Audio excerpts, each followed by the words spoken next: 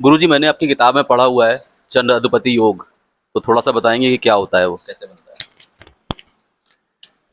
देखो सौरभ जी, अब जब केंद्र अधिपति आदि योग आ ही रहे हैं तो अब चंद्र अधिपति योग भी बता दूं। मैंने आपको एक बात बताई थी, ऋषि मुनियों ने योग जो बताए हैं वो चंद्रमा को बेस मानकर बनाए और काल पुरुष कुंडली को बेस मानकर बनाए, लेकिन हमारे ज्योतिषियों ने उस तथ्य को नहीं समझा। उन्होंने अपने अपने अनुसार उन्हें डाल लिया। उन्होंने कहा है अगर चंद्रमा के छठे और सातवें भाव में शुभ ग्रह हों तो यह चंद्र अधिपति दोष होता है, चंद्र अधिपति योग बनता है, शुभ योग बनता है, दोष नहीं होता, शुभ योग बनता है। अर्थात विष्णु भाव नाड़ी पद्धति से जैसे हम इस कुंडली को देखें, चंद्रमा लगन में बैठा है, छठवें भाव में बुध बैठा है, अष्टम भाव में गुरु बैठा है, इसी से चंद्र अधिपति योग बन जाता है। ये तो हमने एक्स्ट्रा में लिखा हुआ। अब बुध का प्रभाव 12वें भाव पर जा रहा है। किससे जा रहा है? दृष्टि से। गुरु का प्रभाव दूसरे भाव पर जा रहा है। किससे जा रहा है? दृष्टि से। इसका मतलब चंद्रमा के दोनों तरफ से प्रभाव है। हम फट से कह देते हैं भाई गुरु का प्रभाव यहाँ पर और गुरु का प्रभाव यहाँ पर भी है। देखिए, पंचम दृष्टि भी है और सप्तम दृष्टि भी है, लेकिन आप लोग बुद्ध की नवम दृष्टि नहीं मानते। हमारे विष्णु भाव पद्धति में गुरु का प्रभाव यहाँ माना जाएगा कितना? 70%, क्योंकि यह इससे त्रिकोण भाव है। तो हम कह सकते हैं कि बुद्ध यहाँ भी बैठा हुआ है, 70% ताकत के साथ यहाँ भी बैठा हुआ, परंतु बुद्ध में गुण यहाँ वाले हैं। अगर बुद्ध यहाँ पर देवता है, मान लो एक्स नाम का देवता है, तो एक्स नाम का देवता 70% ताकत के साथ यहाँ बैठा माना जाएगा। इसका प्रभाव पंचम नवम वाला प्रभाव आता है। जब शादी में आप कुंडली मिलान करते हैं ना, तो आप चंद्रमा का पंचम नवम देखते हो, लेकिन अन्य जगह नहीं देखते। आखिर ऐसा क्यों? क्योंकि इन चीजों को ज्योतिष में लुप्त कर दिया गया है, लोगों ने समझा नहीं है, सीधा चल। तो ये होता है चंद्राधिपति दोष और चंद्राधिपति योग, शुभ योग होता है। लेकिन पापी ग्रह बैठ जाएं तो चंद्रमा पीड़ित हो जाता है, वो चंद्रादि दोष बन जाता है। अब सवाल पैदा, मेरे हिसाब से कोई भी ग्रह हो, यहाँ पर कोई भी ग्रह हो और 6 और 8 भाव में शुभ ग्रह हो तो उस ग्रह को लाभ होगा। मतलब कहने का तात्पर्य है, सूर्य की जगह, चंद्र की जगह मान लो मंगल हो तो मंगल को भी लाभ होगा। कोई और भी ग्रह हो, शनि हो, उसको भी लाभ होगा। अर्थात कोई भी ग्रह हो, राहु हो, उसको भी लाभ होगा, क्योंकि उस पर भी शुभ प्रभाव रहेगा। तो यह ग्रह का अधिपति दोष और योग दोनों बनते हैं। अर्थात पापी ग्रह होंगे तो दोष बन जाएगा और शुभ ग्रह होंगे तो वरदान बन जाएगा। उस स्थिति में उस ग्रह की ताकत बढ़ जाती है और ग्रह के फल देने की शक्ति बढ़ जाती है और शुभ फल देने शुरू कर देता है। कई बार ग्रह नीच का होता है, लेकिन आप कहते हैं ये शुभ ग्रह फल कैसे दे रहा, शुभ फल क्यों दे रहा? क्योंकि ऐसी स्थितियां पैदा हो जाती हैं। ऐसी स्थितियों का आप अनुमान ही नहीं लगा पाते। हमारे ज्योतिषियों को तो एक मतलब है, बस चंद्रमा से बनता है और किसी से नहीं बनता। क्या षडाष्टक योग चंद्रमा का ही बनता है? गुरु के साथ षडाष्टक योग बनता है तो लोग शतक योग कह देते हैं, सकट योग कह देते हैं। क्या और ग्रहों से नहीं बनता? सबसे बनता है, लेकिन उसके गुण और अवगुणों को समझने की क्षमता आप में होनी चाहिए। और कुछ पूछना है सौरभ जी? नहीं, मेरे ख्याल से ये समझ में आ गया मुझे भी। तो जैसे सपोज करो, अगर यहाँ पर हम वृश्चिक लग्न की कुंडली ले लें, तो वृश्चिक लग्न की कुंडली में चंद्रमा नीच का हो गया, लेकिन अगर यही स्थिति बनती है तब भी इसमें ताकत रहेगी। तो उसमें क्या होगा कि नीचता कम हो जाएगी। आखिर नीचता कम क्यों हो गई?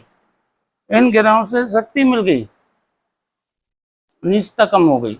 अगर भाई देवे मंगल यहाँ बैठा हो, देखिए पापी ग्रह मंगल, लेकिन मंगल यहाँ बैठा तो उसका नीच मंग कर देगा।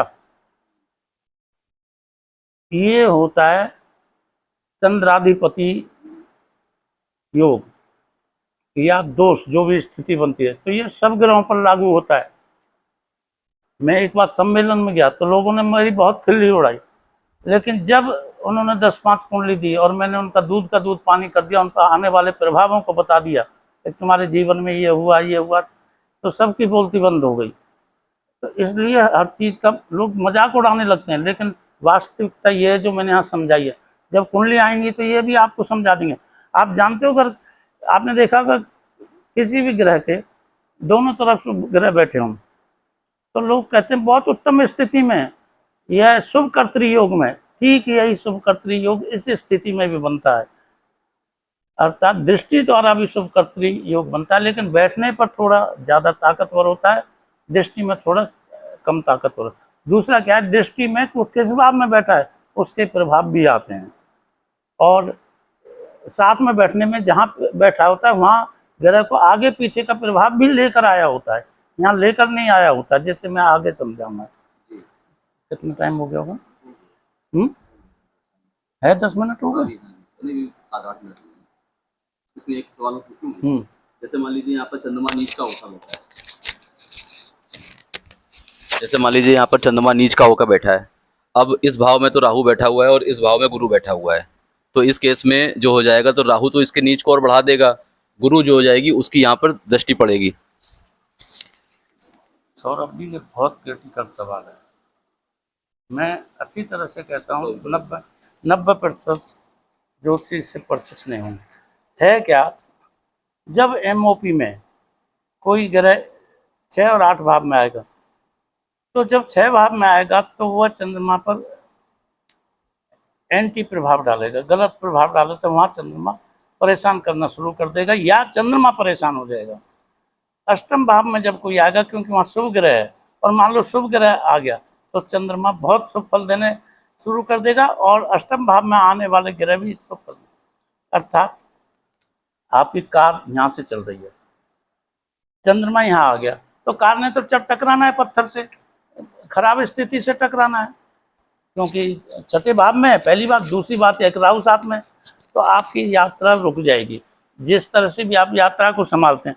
लेकिन जैसे ही आप यहाँ जाते हो, अष्टम भाव में जाते हो, तो आपकी कार फर्राटे से चलने लगेगी, क्योंकि वहाँ तो आपको गुरु से मदद मिली, और जिस व्यक्ति को गुरु से मदद मिल गई उसका क्या मुकाबला। तो यह आपको एमओपी और प्रोग्रेशन में बताया जाएगा कब क्या होना है। यही एमओपी और प्रोग्रेशन है वास्तव में। वही कार 12 साल बाद जाए तो कार तो पुरानी हो जाएगी, तो यहाँ आके हो सकता है वो टूट ही जाए, लेकिन हो सकता है कि उस समय यहाँ कोई सपोर्टर ग्रह बैठा हो, या यहाँ कोई सपोर्टर ग्रह बैठा हो, यहाँ कोई सपोर्टर ग्रह बैठा हो और आपको निकाल ले जाए। यहाँ जाएंगे तो टूटी कार भी अच्छी तरह से काम करने लगेगी। इन स्थितियों को समझना ही एमओपी होता है और गोचर होता है। आप बच्चे के साथ मान लो किसी तीर्थ स्थान पर जा रहे हैं, गए, रास्ते में दूध की जरूरत पड़ी है, बहुत ढाबे मिले, आपने दूध ले लिया, आप बेफिक्र हो गए। 6 महीने बाद फिर जाते हैं, तो आप घर से दूध लेके नहीं जाते बच्चे के लिए, बच्चा तो छोटा है, पहले 6 महीने कम था, अब ज़्यादा, पहले मान लो 20 दिन का था, आज 6 महीने 20 दिन का हो।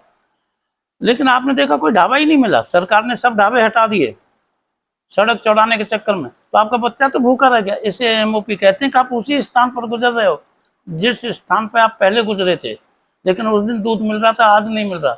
ये एमओपी और प्रोग्रेशन का फर्क है। लोग कहेंगे दशा तो सेम है, अभी भी दशा सेम है।